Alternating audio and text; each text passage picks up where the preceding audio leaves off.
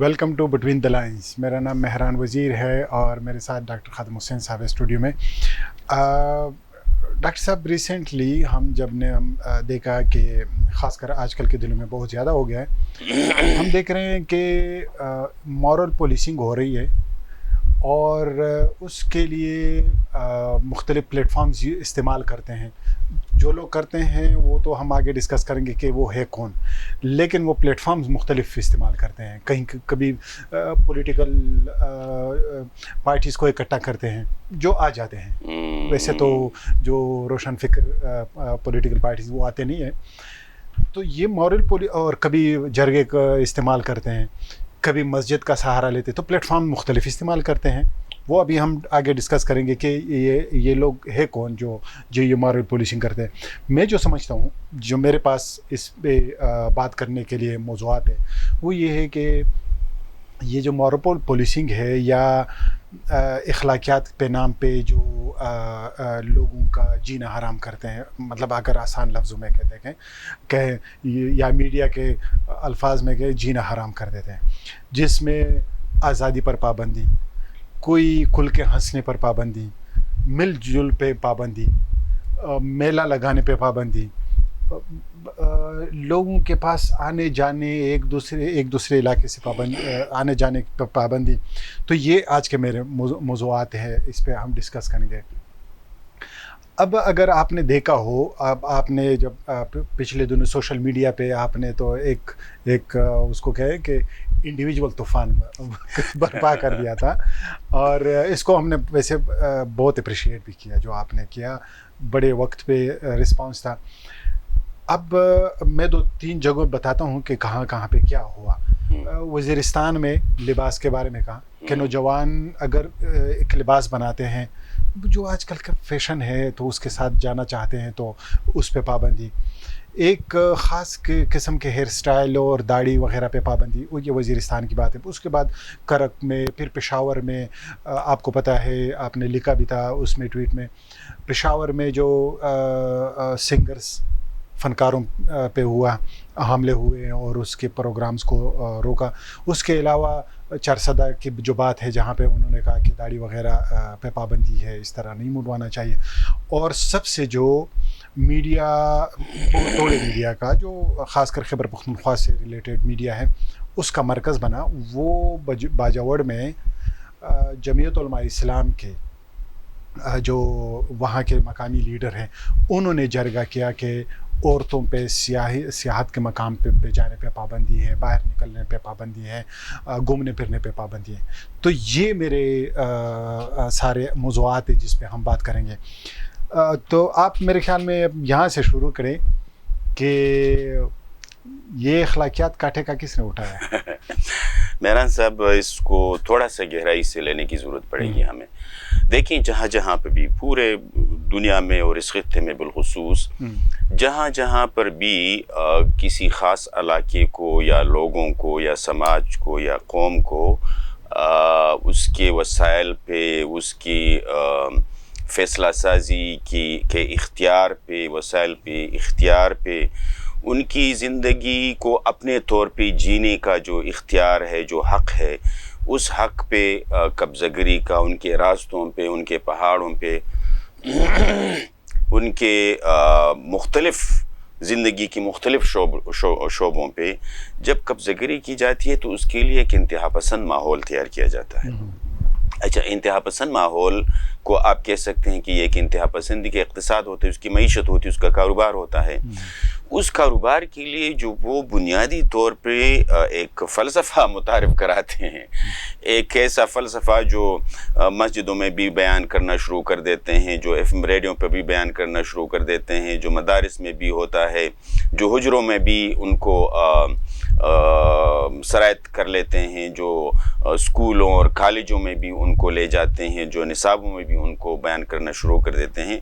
वो तस्वर ये होता है कि ये दुनिया आर्जी है,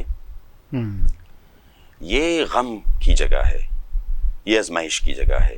तो यहाँ पे कोई भी खुशी, कोई भी मुसरत अंगेज़ लम्हा ये हराम है। तो हर जो खुशी की चीज़ होगी, ہر وہ چیز جس سے انسان انفرادی یا اجتماعی طور پہ خوشی اٹھا سکتا ہے یا اپنی اجتماعی یا انفرادی چوائس استعمال کر سکتا ہے، مرضی استعمال کر سکتا ہے، تو ہر اس خوشی پہ اخلاق کے نام پہ، روایت کے نام پہ یا مذہب کے نام پہ مذہب کی تشریح کر کے، من پسند تشریح کر کے، اخلاقیات کی من پسند تشریح کر کے، روایات کی من پسند تشریح کر کے ان چیزوں پہ پابندی لگانے کا ایک اخلاقی جواز پیدا کرتے ہیں. جیسے وہ جو آپ کی بات میں کاٹ رہا ہوں صرف اس بات کے لیے کہ اس میں جو سب سے مضبوط جواز ہے وہ طریقہ کار جو استعمال کرتے ہیں وہ تو آپ نے بتا دیا ہے، روایتی وغیرہ وغیرہ، لیکن جو جواز ہے وہ مذہب سے تلاش کرتے ہیں کہ ہنسنے سے گناہ بڑھتے ہیں، قبر کا عذاب آپ سے مطلب غافل ہو جاتے ہیں، تو یہ ان کا سب سے بڑا جواز ہے. یہ کہاں سے لاتے ہیں، یہ کوئی کہاں سے لاتے ہیں، کس طرح لاتے ہیں، کون سی کتاب سے یہ اٹھا کے لاتے ہیں، اس کا تو کوئی علم نہیں، لیکن کوئی ان کو ایجاد ہے. ہاں، لیکن کوئی ان کو کویسچن نہیں کرتا، ان پہ سوال نہیں اٹھاتا. یہ بہت بنیادی اہم جو ایشو ہے اس پہ سوال نہیں اٹھاتا. دیکھیں اس کا نقصان کیا ہے جب ہم سوال نہیں اٹھاتے ان پہ، ان اخلاقیات کی من پسند تشریح پہ جب سوال نہیں اٹھاتے، مذہب کی من پسند تشریح پہ جب سوال نہیں اٹھاتے، روایت کی من پسند تشریح پہ جب سوال نہیں اٹھاتے، تو اس کا نقصان کیا ہوتا ہے؟ اس کا نقصان ایک تو یہ ہوتا ہے کہ جو روشن فکر تحریک ہوتی ہے، مثلا عوامی نیشنل پارٹی کی شکل میں دیکھ لیں یا خدای خدمتگار تحریک کے تسلسل کی شکل میں دیکھ لیں، جو روشن فکر جمہوریت پسند تحریک ہوتی ہے، جو سماجی انصاف کے لیے کام کرتی ہے، اس تحریک کو یہ پیچھے دھکیلنا شروع کر دیتے ہیں.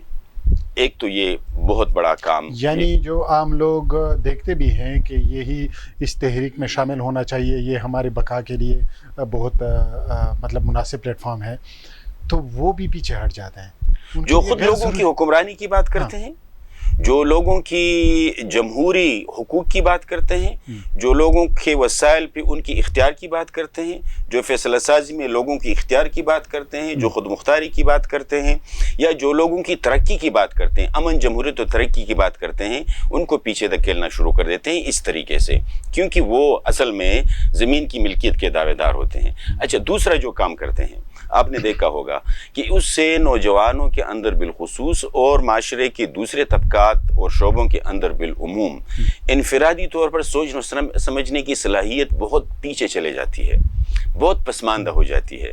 تو تخلیقیت، جو نئی چیزوں کے بنانے کے اور نئی چیزوں کے سوچنے کے اور تخلیق کے آنے کے اور شاعری کے اور میوزک کے، یہ سارے جو دروازے ہیں فنون کے، ہنر کے، یہ بند ہو جاتے ہیں. تو انفرادی تخلیق کی صلاحیت یہ کم پڑ جاتی ہے، اور جو روشن فکر تحریک ہوتی ہے اس کے لیے یہ راستے مسدود کرنا شروع کر دیتے ہیں. اس کا سب سے بڑا نقصان یہ ہوتا ہے، اور آخر کار الٹیمیٹلی نقصان تو لوگوں ہی کا ہوتا ہے. الٹیمیٹلی لوگ ہی اپنے حقوق سے محروم ہو جاتے ہیں، الٹیمیٹلی آخر کار لوگ ہی اپنے وسائل سے محروم ہو جاتے ہیں. اس میں ڈاکٹر صاحب ایک اور چیز ہے جو میں دیکھ رہا ہوں کہ نوجوان جو ہوتے ہیں تو وہ کیا کرتے ہیں کہ زیادہ تر فیشن کو، نئی چیز کو اڈاپٹ کرنے میں بڑے پہلے آتے ہیں. تو وہ اب نوجوانوں کو جب آپ ان چیزوں سے روکے، اس کا مطلب یہ آپ نے اسے سٹاپ کر دیا. اخلاقیات تو ہر دور میں جب ارتقاء کے مرحلے سے آپ گزرتے ہیں، اور پچھلے لاکھوں سالوں کے انسانی ارتقاء کی مثال، اب جب اپنے معاشرتی ارتقاء کی مثال لیتے ہیں، تو جو نئے تقاضے ہوتے ہیں، جو ضروریات ہوتی ہیں، جو رجحانات نے جنم لیتے ہیں، تو اس کے مطابق اخلاقیات جنم لیتی ہے. یعنی ضروریات کی بنیاد پہ اخلاقیات بننے چاہیے، کوآپریشن کے بنیاد پہ اخلاقیات بننے چاہیے. اور اس عمل کو جو لوگ روکتے ہیں تو وہ کون ہوتے ہیں؟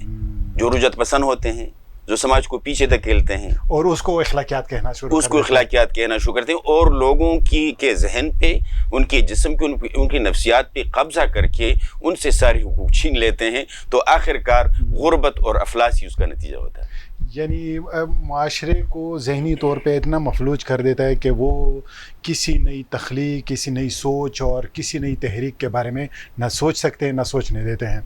تو میرے خیال میں اس موضوع پہ یہ ایسا موضوع ہے ڈاکٹر صاحب کہ ہم میرے خیال میں اس پہ ایک اور پروگرام ہونا چاہیے، اور اسپیسیفکلی ان موضوعات کو جہاں پہ نوجوانوں کو جو مسائل ہے اخلاقیات کے نام پہ، جو مورل پولیسنگ ہوتی ہے، گیٹ کیپرز جو ہوتے ہیں وہ بناتے ہیں، اور مذہب سے جو ڈرایا جاتا ہے غلط تشریح کر کے، تو اس پہ ایک اور پروگرام بھی میرے خیال میں ہونا چاہیے. وہ میں آخر میں صرف آپ کی پروگرام ختم کریں معذرت کے ساتھ. وہ غنی خان نے کہا تھا نا کہ یہ خدا کو ڈراؤنی شکل میں پیش کرتے ہیں. خدا تو جانان ہے، وہ تو محبوب ہے.